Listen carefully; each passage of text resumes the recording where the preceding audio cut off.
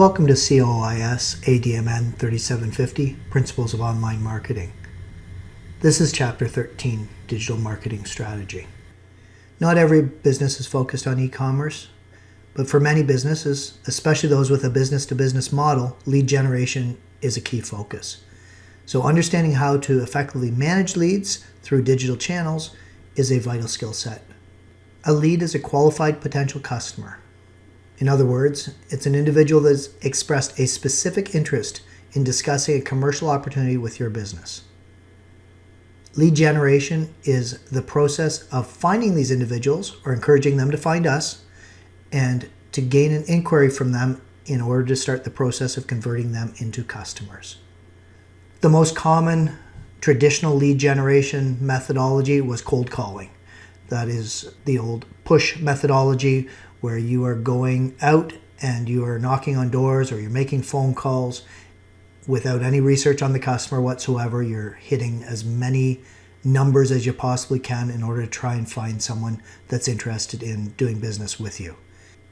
There's no way of getting around it. It's an irritating way for the potential customer, and there's no real metrics around the number of people that were turned off by your business and the technique of cold calling.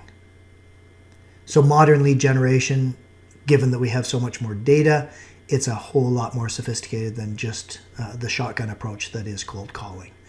And hence why many people will say cold calling is dead and the skull and crossbones in the graphic. Lead scoring. An important part of understanding the quality of your leads is a technique known as lead scoring. Using this technique, you're simply giving a score to the lead based on some key factors, and we're trying to determine the value and the likely conversion of those leads. Since lead generation is usually a channel that is more closely shared between marketing and sales than most other channels, this system is absolutely vital because it ensures smooth handovers and positive relationships internally. Some of the factors that we may use to score leads are at what point in their shopping life cycle they are, whether they're browsing, researching, or buying. Their relationship with the company. Are they an existing customer, a known prospect, or an unknown suspect? Their interactions. Email open, an event visit, form completion. Or their profile with regard to our targeting. Are they an exact target? Are they a close fit? Or are they no fit? This method can give us a clear picture of lead quality, but don't overlook some disadvantages it may have. Imagine that you have an individual that we sent an email to. He or she opens it, clicks through to the site. They're on a couple mailing lists. They engage on our social media.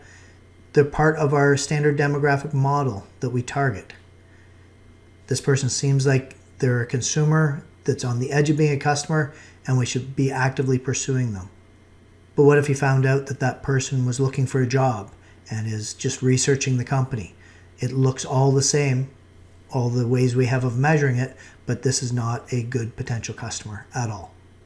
We see perceived intent from lead scoring, but when we layer lead grading in there as well, we start having factors like location, job title, company sector.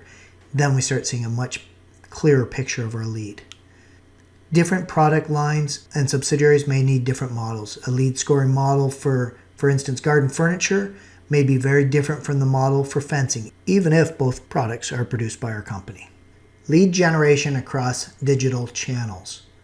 We're going to take a look at various different channels and what to consider for each of them when building your lead generation strategy. Website. Your website should be built to manage the lead generation process effectively. It has to be fast, easy to understand. It's got to be professional, and we've talked already a bit about website design. We're going to use content strategies to build effective search engine optimization strategies. Content is one of the main focuses of SEO, and we're going to discuss that in further detail in future lectures. Content's key. The sorts of content that might be very useful and very valuable would include highlights of a research paper or report, but we would require contact information in order to deliver the entire report or ebook. We can deliver a deep content strategy with an option to sign up for a newsletter to receive even more. Deliver training courses with the first stages free, sign up required to receive the full course. A product demo, sign up to enable you to have a direct conversation. Competitions and contests to win. Targeting quality can definitely suffer under this approach. Email marketing. It's strongly recommended that you invest in an email platform that enables you to effectively manage your data and deliver targeted email campaigns. There's lots of options available. We will discuss email marketing specifically in a future lecture. These social media channels are incredibly important for lead generation. We're going to talk in the future about social media sales, but specifically in the lead generation portion, we want to look at things like LinkedIn, which is a business tool that you're probably familiar with, and it has a lot of lead generation tools within it for businesses. These tools are around targeting, converting, analyzing performance. Google Alerts and social media alerts can keep you informed of things that are trending, topics that are trending, brands, mentions for your brand. You can just be involved in discussions around the key topics that are important to your business.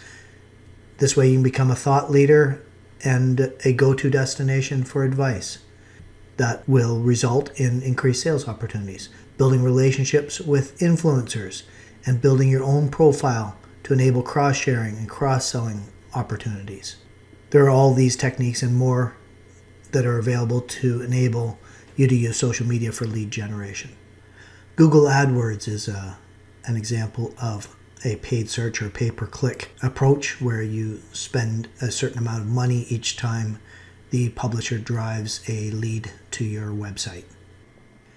There are some metrics that we should consider to review our data and understand our lead generation success. Some of those key metrics include lead quality, lead timeliness, and lead cost. Lead quality is whether the lead was in fact aligned to the target market. Whether the lead progressed to becoming a customer is not relevant because there's other factors that could affect this, things like sales technique and product quality. Lead timeliness, did we find the lead at the right point of the buying cycle? Some channels are going to be more effective than others, and we've got to review that. The average time it takes to convert a lead is another way to look at this. Lead cost, of course, there's various metrics there. The factors that can be reviewed include what content is delivering the leads. Are there specific times or days that leads convert?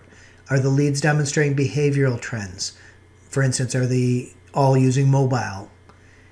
There's all sorts of other metrics and ways of measuring, and it'll depend on the strategy that you employ. But the takeaway here is that measuring is vital to learning, and therefore it's vital to us showing continuous improvement to implement and drive results.